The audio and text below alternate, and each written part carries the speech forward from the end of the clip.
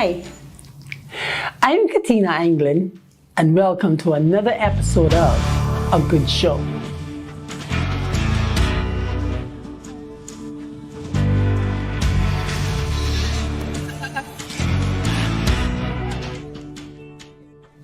Over the last few shows, we've been talking about Ponciana, the mental health facility over in East End that has been building for 9 years.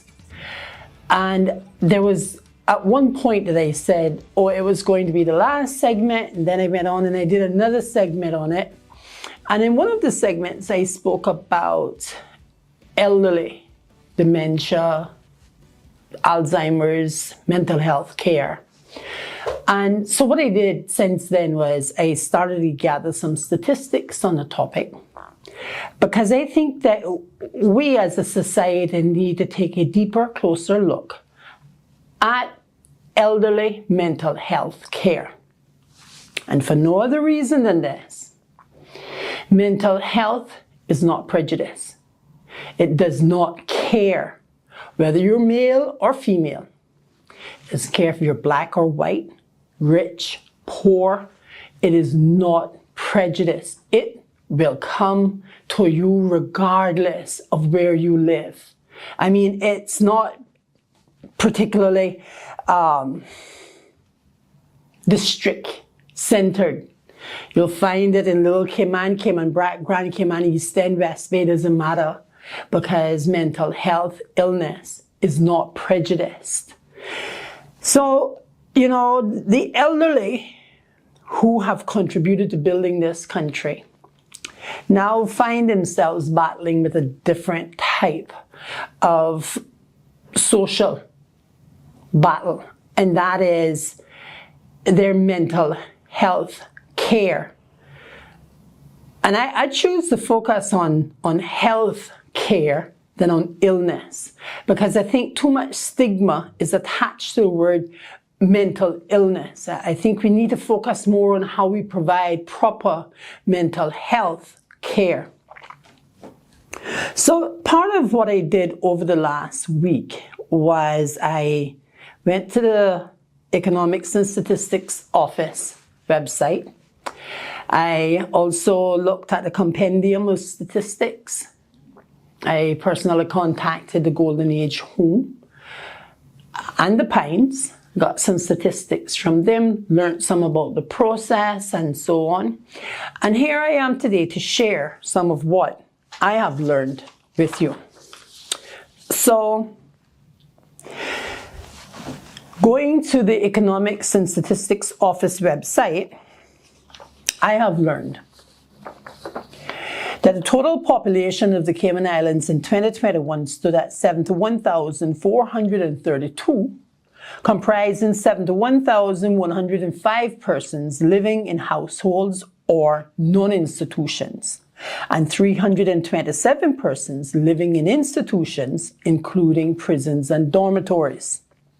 The non-institutional population in 2021 grew by 29.2% over the 2010 census count, which had a population of 55,036 people. This overall growth was mainly due to an increase in the Caymanian and non-Caymanian population. There were 7,068 more Caymanians, or an increase of 22.8%.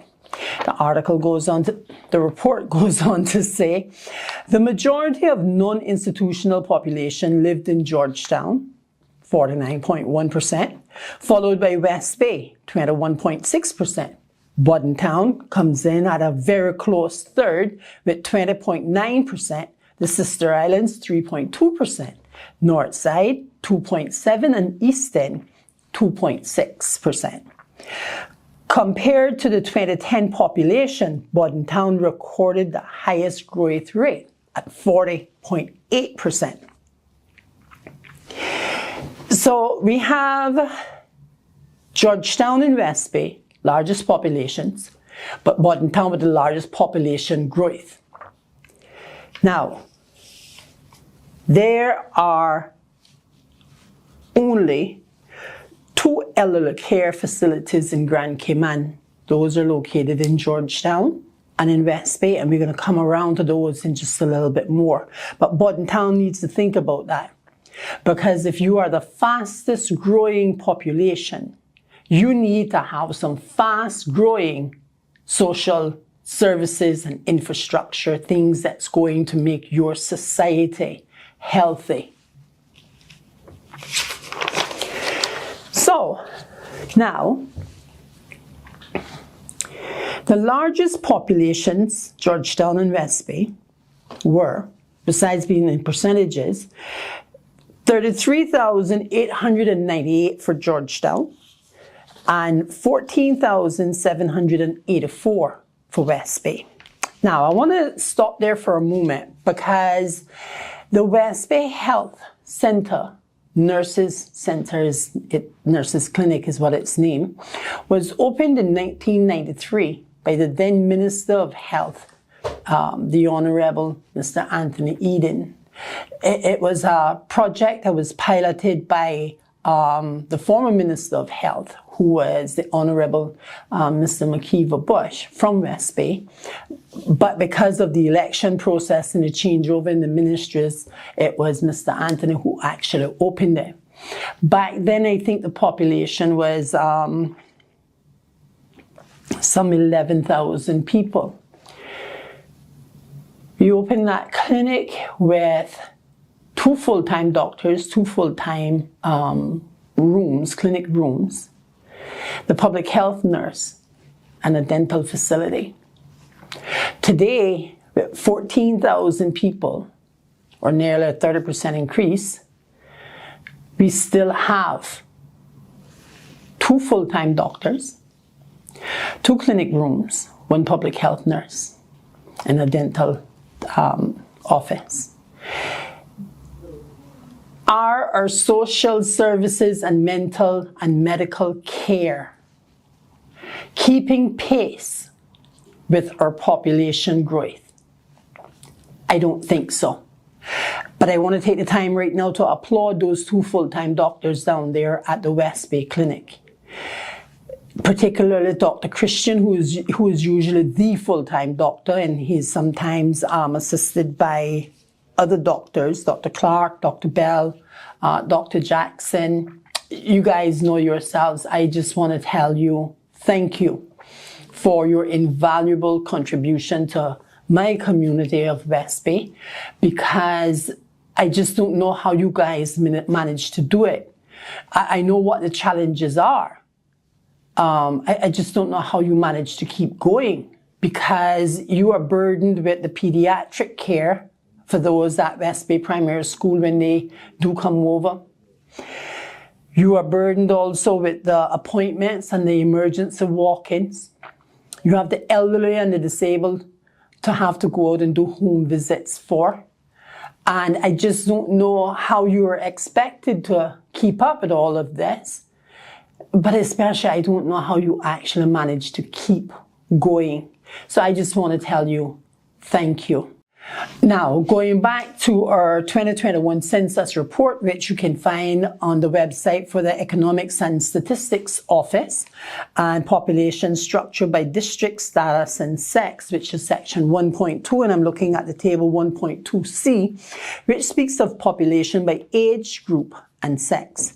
Now, when we take the combined population of 60 to 100 plus, we get 5,414 people. Passage of nearly 4 years since this information was collected. And so if we bring in the population of 55 to 59, which was 4,676 people, who are now into the 60 to 64 age group, we end up with a population of around about 10,090 people.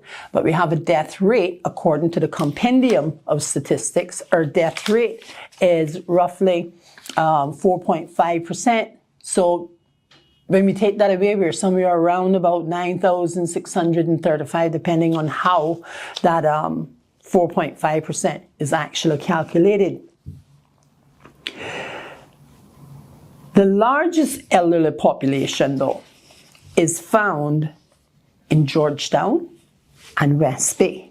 So not only does Georgetown and West Bay have the largest population, but it also has the largest elderly population. Georgetown had 41.1% of the elderly population, while West Bay had 24.5%. So that brings of that entire elderly population we were talking about just now, 5,414, that makes it 3,909 elderly people.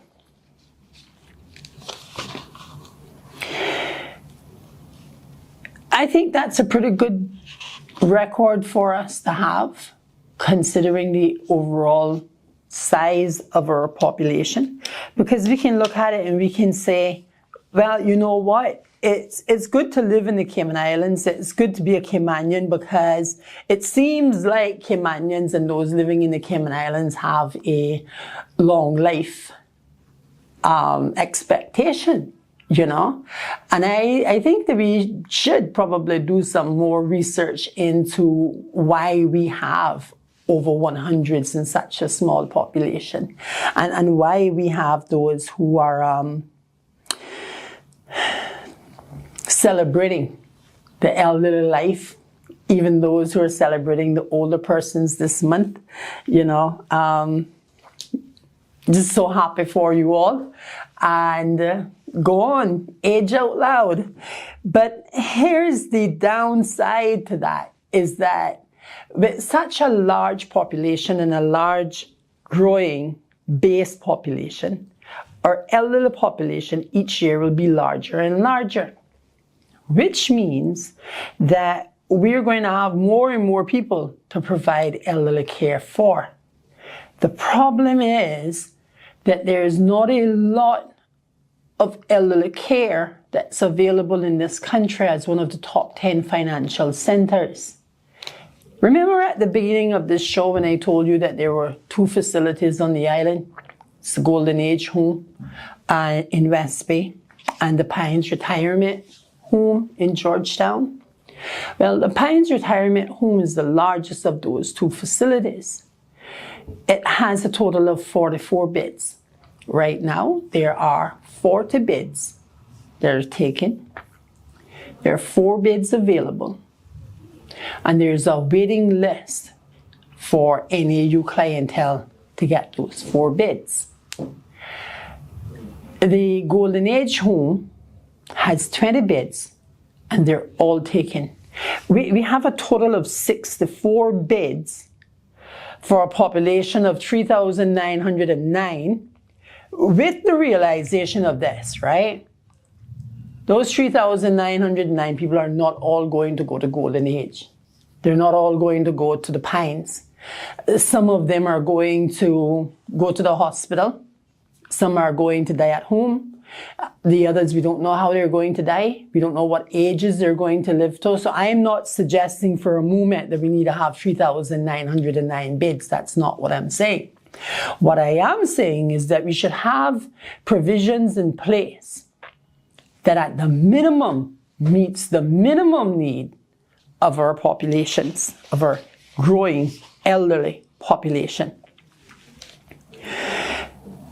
The same 2021 census report tells us that in this country there are 193 persons who have been diagnosed in 2021 with Alzheimer's disease. There were 182 who were diagnosed with dementia. So, with a total combined population of 375, 193 plus 182, if we were to divide that in half, well, it would be quite in half, because you can't divide a person in exactly in half. So we rounded it off to 183.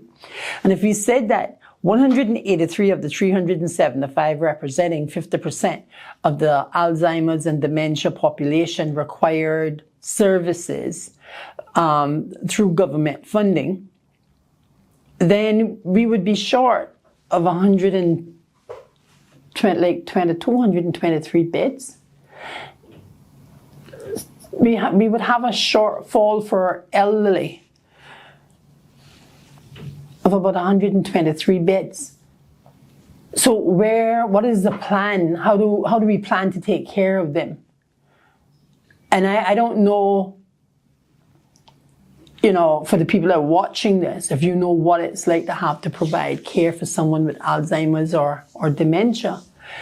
But I can tell you that it's not particularly easy, and my journey is fresh. It's new. I can only imagine what people who have been dealing with this for years. I mean, I have a cousin, and her mother has been diagnosed for some time, and they've been going through this for years, and there's no facility to put her in. And they're also, in their 60s, and they're trying to provide care for their mother who's in their 90s. And how do you as an elderly person actually provide care for an elderly parent? What is the support network really supposed to look like? What exactly is our social services supposed to be providing? That is a discussion that we need to be having in this country. And then from the discussion, we need to make decisions, and from those decisions, we need to take action. Because talking about it is not enough. But here's the reality for you and for me, is that if we're fortunate enough, we're going to be elderly too. And if we don't start building the house now, we won't have any place to live when we get old. Because if you wait until you're old and frail without a voice to try to advocate for what it is that you should have, you'll find yourself like the 183 that I just spoke about. No voice, no resources, no help, no social structure.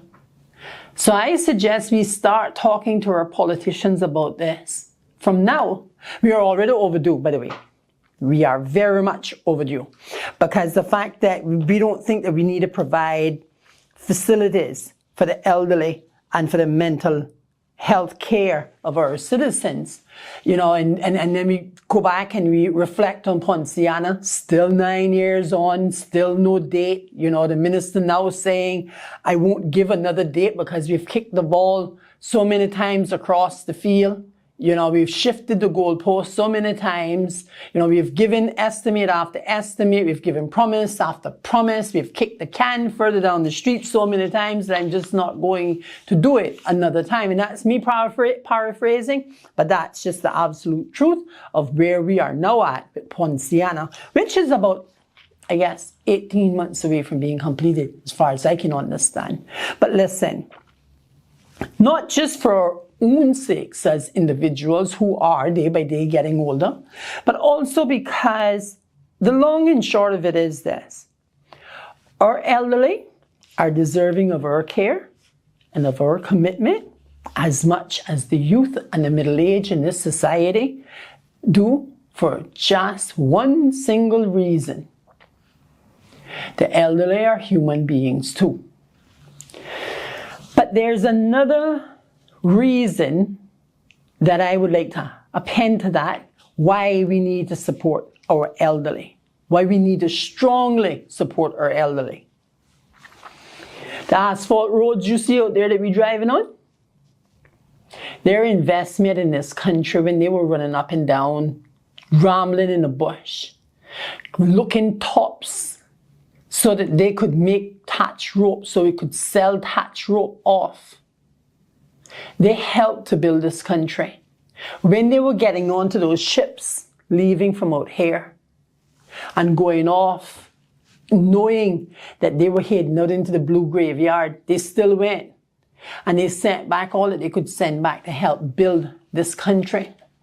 They have invested themselves. When tourism started to boom in this country, they went from one job 7 till 3, and they went to another job 3 till 11.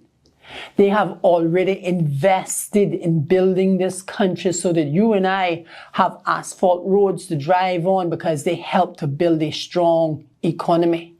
And today we have a very weak social structure, and our elderly are overlooked. They are discarded. They are forgotten. They do not have the support that they need to have. And we as the middle age, And we as the younger ones, we need to stand up for them. We need to be their voices, and we need to say to the politicians, listen, let's have this conversation and let's get a plan in place and let's take some action on this. Because the few hundred plus that were around in 2021, there may be more than them now, but here's the long and short of whether they're 100 plus or whether they're 65. They've all already contributed to the building of this country. They deserve our love, our care, our respect, our commitment to them and to building a great health and mental care system for them. And the truth of the matter is that eventually we'll be the beneficiaries of that same very, very investments. The very advocacies that we are making today, we will be the beneficiaries of. I mean, in 10 years' time, just over 10 years' time, I'll qualify for those services too. And if I wait until 10 years' time to start advocating for it, well, I won't be in such a good position. But neither will you. So let's do this and let's do this together, you know. They've made their sacrifices. They've put their own sweat and blood and tears into this country. Let's reward them with love and with support. Let's reward them with the services that they need. But listen, they're not the only ones who deserve preparations to be made and completed for them. We still have, over in Jamaica, 10 Caymanians who are crying to come home, who are begging us to bring them home. They are our people. They are our sons. They are our daughters, our sisters, our mothers. Let's bring them home. Let's sign the petition to get the government to ramp up its efforts to get Ponciana finished and get our people home by March of next year. Come on, Cayman, we can do better than this, as Dr. Lockhart said. We can do better. We are the Cayman Islands. Please, use the information that you see on the screen just now and log on and sign the petition, and let's get our Caymanians home who are exiled in Jamaica. They're our people and they're human beings. Thank you for joining me for this episode of A Good Show. You can join me every Tuesday and Sunday at 7 p.m. on Cayman Life TV, channel 33 on Logic. You can also find us on YouTube and on Facebook. And if you'd like more information, you can send us an email at agoodshow@christian.ky or info@christian.ky. You can also give us a call on 929-6657. Thank you so very much for staying tuned to A Good Show. God bless you.